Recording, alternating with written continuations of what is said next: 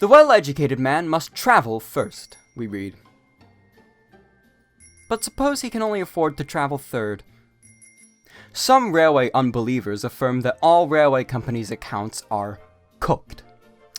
We have observed that this is a mistake, for there is one company whose accounts are so manifestly raw as to put to flight the idea of their being cooked.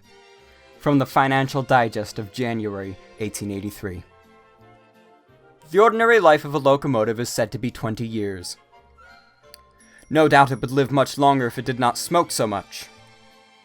The railways boast of their safety, but if they had to run on the same lines as road traffic, it would soon alter matters.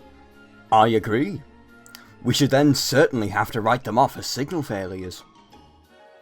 A correspondent sends us a cutting from an evening newspaper which, after announcing that Mr. Herbert Nigel Gresley has been chosen as President-elect of the Institution of Mechanical Engineers for the ensuing year, goes on to say that Mr. Gresley is the schoolboy's unknown hero. He is the greatest designer of express locomotives in the world.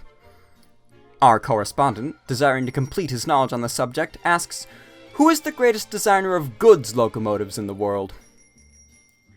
We are obliged to confess that we do not know. The following letter recently appeared in the Daily Mail. Is it fair that one should have to walk the whole length of a train to find a compartment in which one feels it will not be resented if one does not at once open up a conversation with one's fellow travelers? Some compartments might be labeled silence, others chatter. On this, Phipps comments, why not? There are times when the most tolerant of us feel like throwing suitcases at our fellow travelers. There is the corner seat philosopher, whose scope ranges from electoral reform to Greta Garbo. There is the human guidebook, whose encyclopedic yippings about passing eyesores, he calls them landmarks, reduces the victim to a state of hysteria. And there is the plain, unvarnished bore from whose platitudinous booming the listener may take the rest of his holiday to recover. Such clearly defined types should be as rigorously pigeonholed as the smokers and abstainers. Compartments might be labeled amateur politicians, saviors of farming, reminiscent anglers, and so on. Or, more collectively, crashing bores. And while the railway company was indexing its patrons, why not include a few compartments labeled bad colds, 3 or more children, orange lovers, and fresh air fiends? Have you ever been in a bad railway accident? Yes, in a tunnel. I kissed my fiancé's father. While a train was leaving Devonport Station bound for Portsmouth on Friday last, a porter raced frantically down the platform. "Hi, missus! Here's your baby!" he shouted. But the train had to be stopped before he could hand to a forgetful mother the child she had asked him to mind while she bought her ticket. "Did I hear you say that engine had been retired? It looks quite a new one and good for years to come." "What I meant was retired, not retired." And the other big engines agreed with him.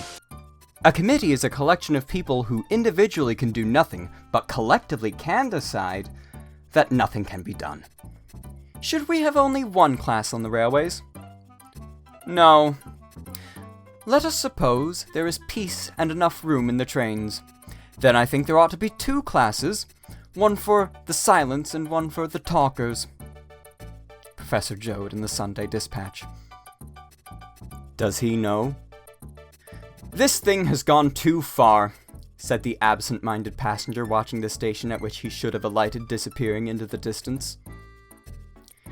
"If I to self-destruction were inclined, I fain would lie, and wait thy coming in the 4-foot way, complacent victim of a siren's sway, to death resigned, soothed by the sweet contralto of thy voice.